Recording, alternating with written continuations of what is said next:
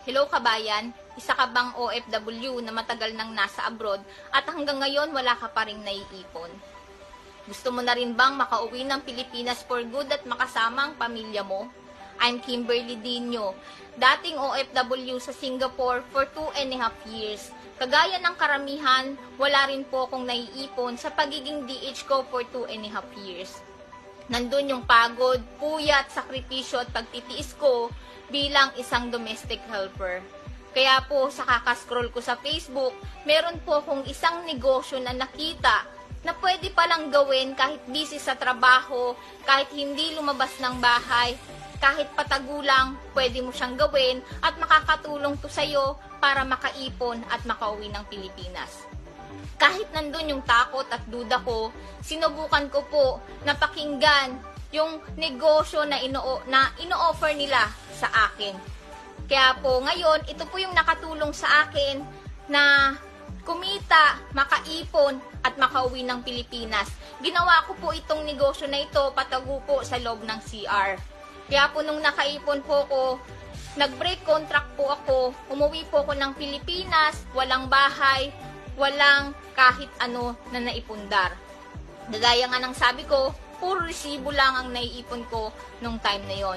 Sa loob po ng 3 buwan, ginawa ko po ang negosyong ito at talaga namang nakaipon po ako para makapagpatayo ng sarili kong bahay, sarili naming bahay ng aking tatay.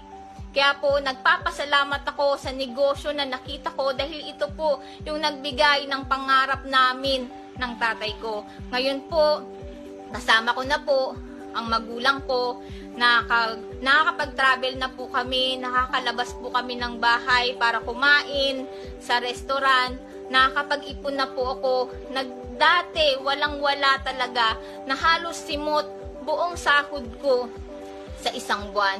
Isa na po ako sa kumita ng malaki. Sa loob po ng 2.5 years, nagawa ko pong kumita ng 1 milyon sa negosyong to na habang nasa bahay lang ako kasama ang magulang ko.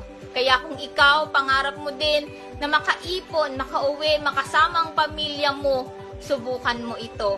Alisin mo po yung takot at duda na nararamdaman mo sa tuwing makakita ka ng oportunidad gaya nito. Kagaya ko, natulungan po ako ng negosyo na to, kaya po sobrang laki ng nabago sa buhay ko nito. Kaya kung nakakapag-cellphone ka dyan at ginagamit mo lang sa pagti-TikTok, pagla-live video, panunood ng telenovela sa YouTube, pwede mong alisin yan at ilipat mo sa negosyong ito na pwedeng makatulong sa'yo para makauwi ka at makasama ang pamilya mo. Kung willing kang gawin ang negosyong ito, subukan mong mag-comment sa ilalim ng video na to. Tuturuan po kita kung paano ko ginawa ang negosyong ito na nakatulong sa akin para makauwi for good dito sa Pilipinas.